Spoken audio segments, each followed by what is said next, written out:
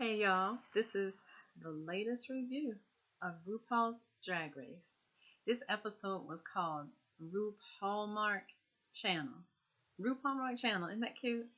Alright, so like the Hallmark Channel with all those thousands and thousands of Christmas movies, well, he's doing his take on it.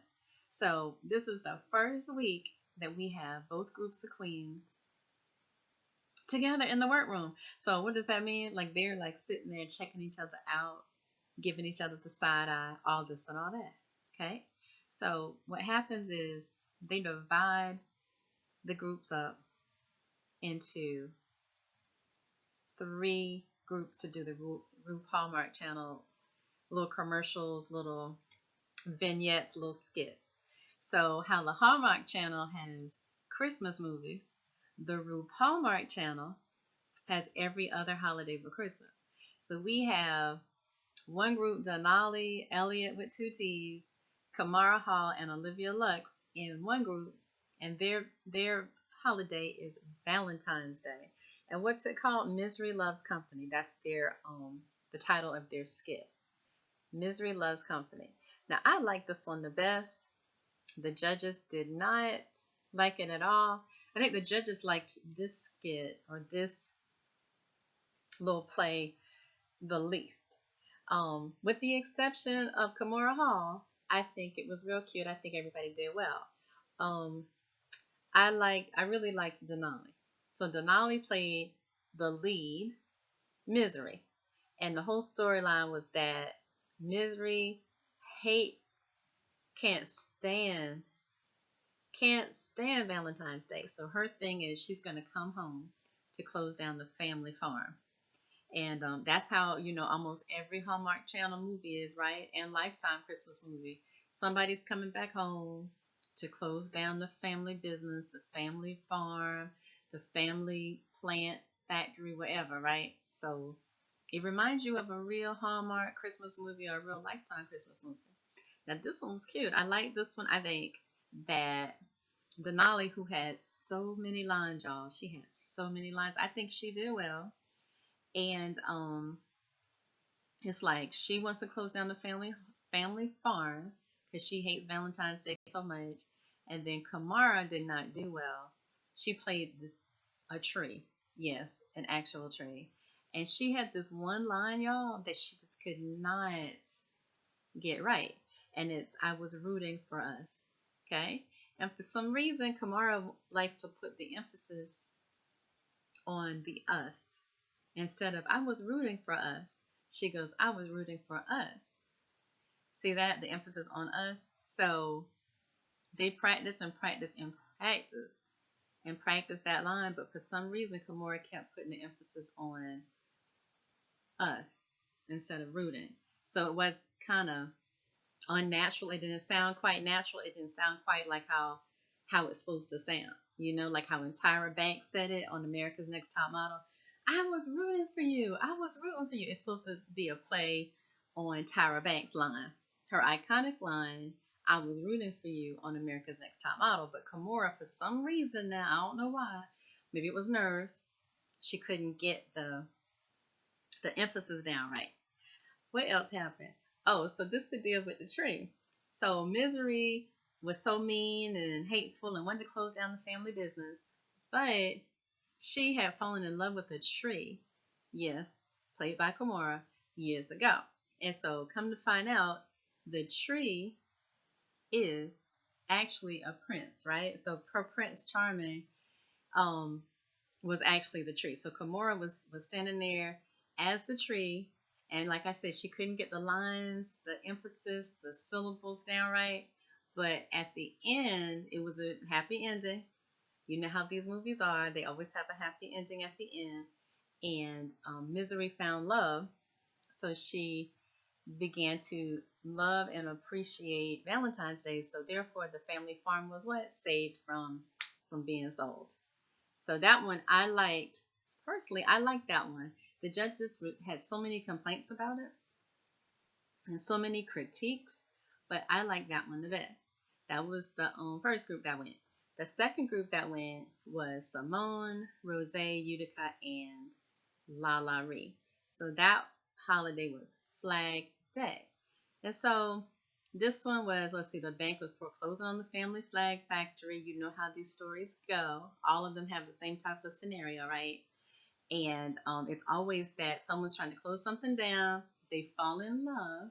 They fall in love, of course. And then after they fall in love, they don't want to close it down no more. Or they planned they were going to leave town. Then they fall in love and they decide to stay in town.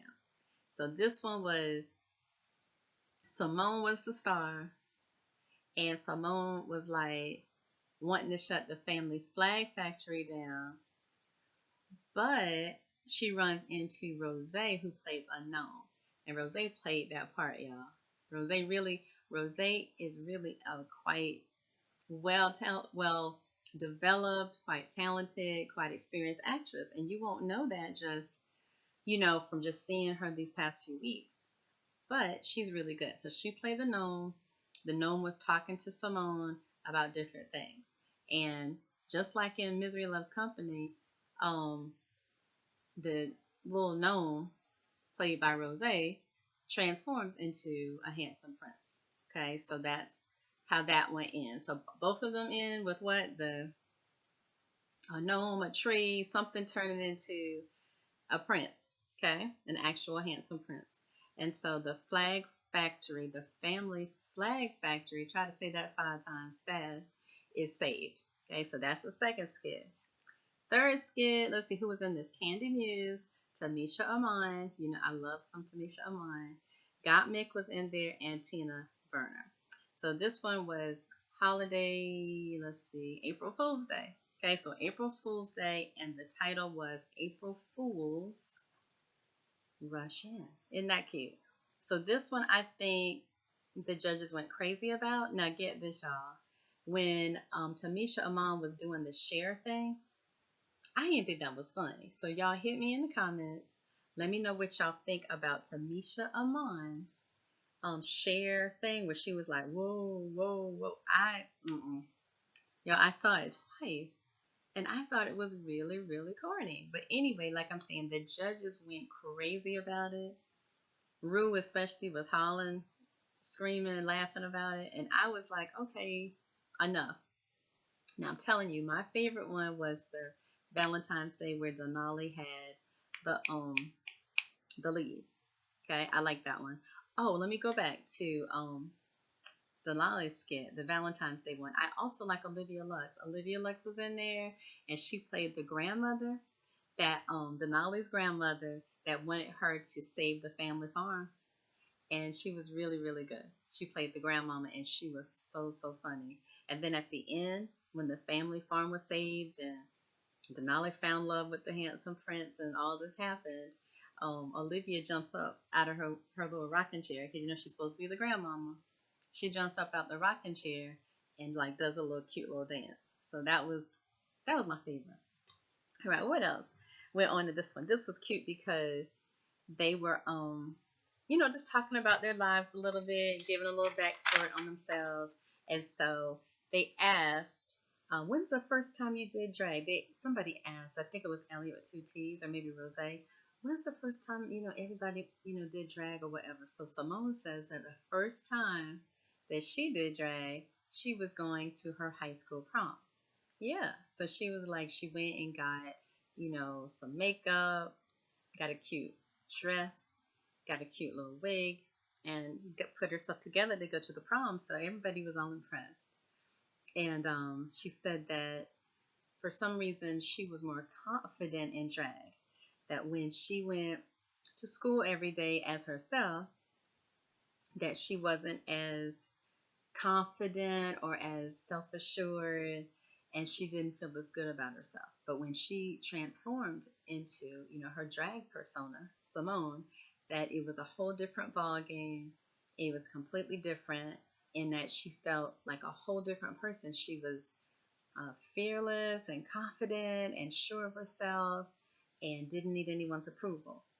And she said that, she went and her assistant principal was like, who is that? Who is that student?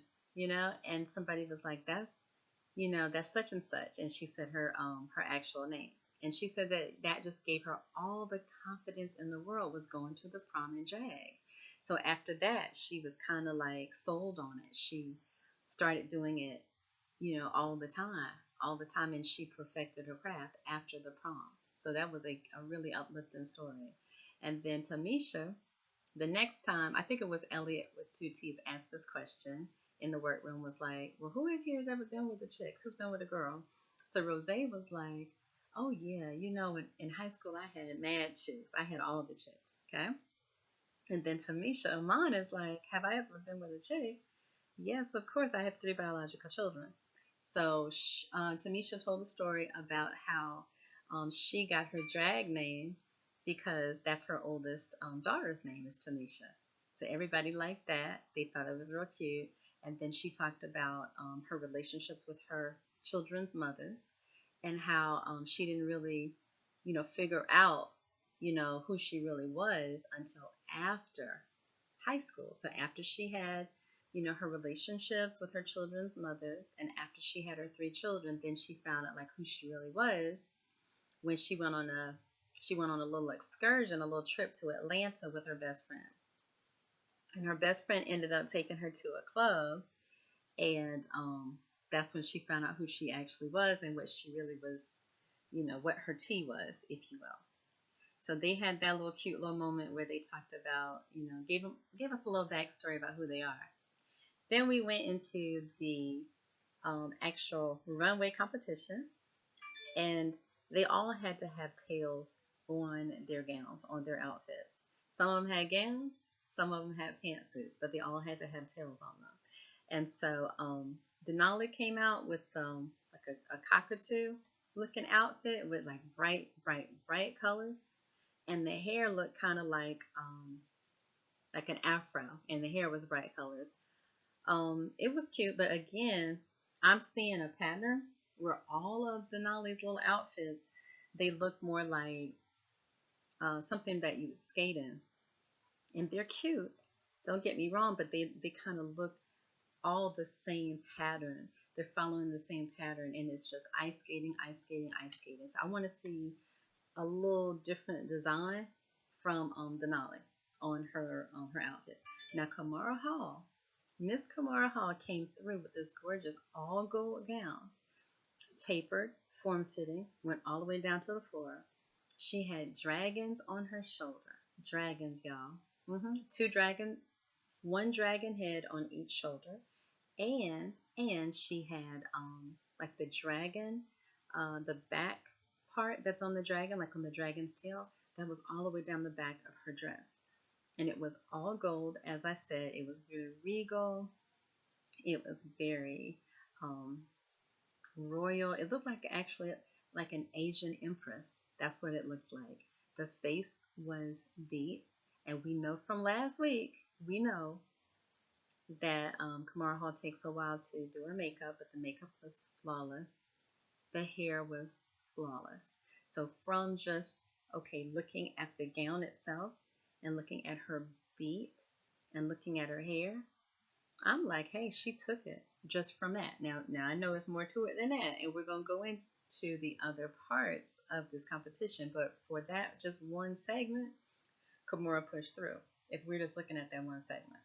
Okay? All right. Now, don't come for me because I'm going to finish up. But that right there, if you just went by the looks alone, Kimura, she was in charge of the girls. And then we go to Simone. Now, Simone did outstanding also. Her originality was over the top, y'all. Did y'all see that? She rocked a blue do-rag. So instead of having a gown, my girl Simone had like a little jumpsuit on, or a little cat suit, if you will. It was blue. And then the do-rag extended all the way down to the floor. So the do-rag itself was the train. Okay, so between, let's see, Kimura, like I said, Kimura was very regal, looked like an Asian empress. Everything was perfect. Everything was very classy and tapered and form-fitted. But Simone, I would say Simone rocked it because she took the most risks. Because most judges, like you would think the judges would say, "Oh no, a do rag, no, that's not gonna work. That's not it."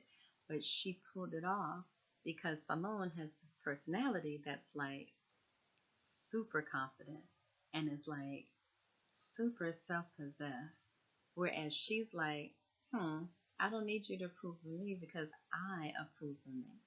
So Simone with that do rag, I would say she had it heads and shoulders over Kimura because her confidence was off the charts, as well as the originality. She took a risk, and Kimura's was more safe. Kimura's was more like, look at me, I'm a beautiful girl, I'm pretty, I'm tall, I'm slender, I'm it. And my girl Simone was like, let me turn this thing around. Let me think about what you're expecting, and I'm gonna give you the opposite of what you're expecting, and I'm gonna make you love it. So Simone, she did that.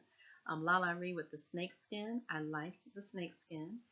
She took the bottom part off, like a snake shedding its skin. So halfway through, when she like turned around at a certain point in the runway competition, she took that little part off, and she was doing her hands like she was striking at them, like a snake strikes. That was cute. Utica, am I saying that right?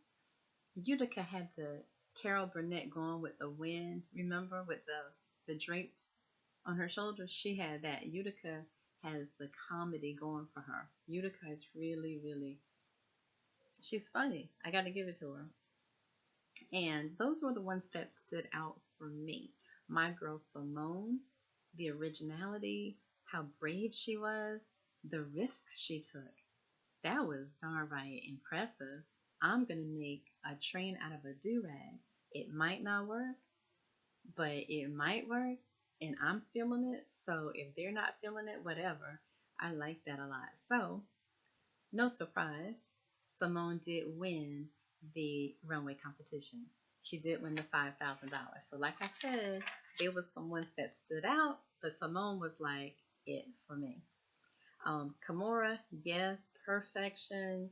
Everything was neat and well put together, but it was a little bit too safe, even with the dragons on the shoulders. I know you're like, if she had dragons on her shoulders, right, dragons' heads, and if she had the dragons marked down the back of her gown, how safe was that?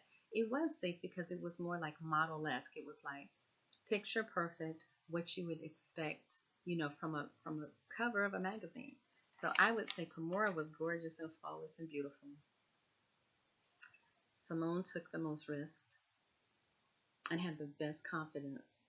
And Lala Ree, I liked her. I liked the snakeskin outfit also. And I liked how she shed the skin halfway through. And, I like that part. Utica, okay, with the Carol Burnett. I like that too. And Utica had to be a good seamstress to do that Carol Burnett thing to pull that off. Because it looked just like the actual little skit, if any of y'all remember Carol Burnett show. If y'all used to watch that, or if you've caught the little reruns on Netflix or Nick at Night or whatever. Now, come to find out, the judges put Denali and Kimura Hall in the bottom too. So, like I said, the judges did not like that first skit, the skit that I said that I went up for. Remember the Misery Loves Company one? Like, I loved that one. I thought that was too cute, but the judges didn't like it. So, basically, they were saying that Kimura Hall's, her conduct, her acting, her delivery, all of that was lacking, and that it was just like wooden. No pun intended, right? She played a tree, right? Wooden. It was just like, it just wasn't interesting. It didn't pull you in. So she's in the bottom two because of that Misery Loves Company skit. The judges were not here for that at all. At all. And then Denali, I thought, like I said, Denali, I thought she delivered. She had all these lines. She was the star of that little vignette. And I thought she came through on it, but the judges said it was something missing too. So they have both Denali and Kimura Hall from that first group, the Valentine's Day skit, Misery Loves Company skit. So like I said, I like that one. The judges didn't like it so much. The one the judges like, the darn April Fool's Rush In, I didn't think that was funny. The judges liked it, but so that's them. That's their thing. So they have both Denali and Kamara Hall in the bottom two, y'all. Know that's something? So they had to lip sync for their life. You know how they do. You know how they do. And this is like my favorite part every week, y'all. The lip sync battle. That is like what pulls me in. So it happened to be what? 100% Pure Love by Miss Crystal Waters. One of my favorite songs, y'all. Oh yes. And see this one, this week, the song you can like get into it. Now y'all tell me what y'all think, but like normally the songs that they have, they be like kind of pop, where you can't really, where I probably couldn't. Some people could, but I feel like I couldn't really do a lip sync battle or do an impromptu dance routine to it because it's like more of a pop beat, pop sound. Whereas this 100% Pure Love by Miss Crystal Waters, that's got that club sound to it, that club beat. That's like that beat that you can dance off for hours, right? Am I right? So that one, I was like, okay, what y'all gonna do with it? So as soon as the beat dropped, Denali had it. She was with it. Okay. So Denali, as we know from last week, from previous weeks, Denali can dance. We know that. She has dance talent. And we know that Kimora can be shy and introverted and just, she can kind of fade into the background. So that's what happened with this lip sync battle. Denali was doing duck walking. She was doing splits and going around and around. It was very fun and entertaining. Okay, I must admit, I enjoyed Denali immensely. And Kimora was standing there. She was mouthing the words, but it was like she wasn't truly there. Like she wasn't truly trying to win this thing. And Denali was coming for this crown. She was fighting to stay on this show, and you could see it in her eyes and in her movements that she was fighting to stay on the show. Whereas Kimora was like, I've got this train on, this long train, and the dress is so heavy, and I can't move, and I'm going to do my best. It was like excuses, excuses, excuses. Because now look, y'all, let's be honest. That train was long, all the way to the floor. It was tailored. Yes, it was. But what's wrong with ripping it off, or holding it around your arm, or holding it around your wrist or something? There was a way. Hear me out, y'all. I know y'all gonna say, well, the girl's dress was so long, but still, there was a way that she could have moved around and she could have made that song her own if she had really put enough effort into it. So Denali at one point was even using Kimora as a prop. Like at one point, she like went really, really close to Kimora and like kind of leaned over like she was a prop there on the stage meant for her. So I was like, Kimora, girl, come on, do something. You got to fight. You got to put something into this thing if you don't want to go home. Because that's what it means, right? Lip sync for your life, lip sync battle. You got to fight for it. So not surprisingly, Denali wins. And Kimora has to go home. So at first I was like, oh man, I felt bad for her. But then I was like, you get a once in a lifetime opportunity to be on RuPaul's Drag Race, and you just, she just didn't push through. She didn't come through. The effort was minimal. It was minimal effort for Miss Kimora Hall. So she was just basically just walking from left to right. And I'm not saying that Denali like did the best lip sync in the whole world, but it was entertaining, and she kept you laughing. She kept your eyes on her, and she kept your eyes off of Kimora. It was so bad, y'all, that every time they put the camera on Kimora, I was like, oh no, put it back on Denali. Let's see what Denali's doing. That's how bad it was. So this week, Kimora Hall went home, and she's the first queen that goes home for real, for real. Because remember, the other weeks, it was like, go home, oh no, come back. Go home and no, come back, prove yourself. So Kimora ended up being the first queen that was really, truly eliminated. So I know that's kind of makes her feel some type of way. So y'all hit me in the comments. Let me know what you all thought about this episode. This was episode 4, RuPaul Hallmark Channel. Let me know whether you liked it, what you thought about the lip sync battle, what you thought about the runway battle, all that and all that. If you haven't already liked the video, go ahead and like it. Click like, thumbs up. And if you haven't followed me, go ahead and hit me and follow me. And y'all, I'll see you next week with the next episode of RuPaul's Drag Race. Have a good evening, y'all.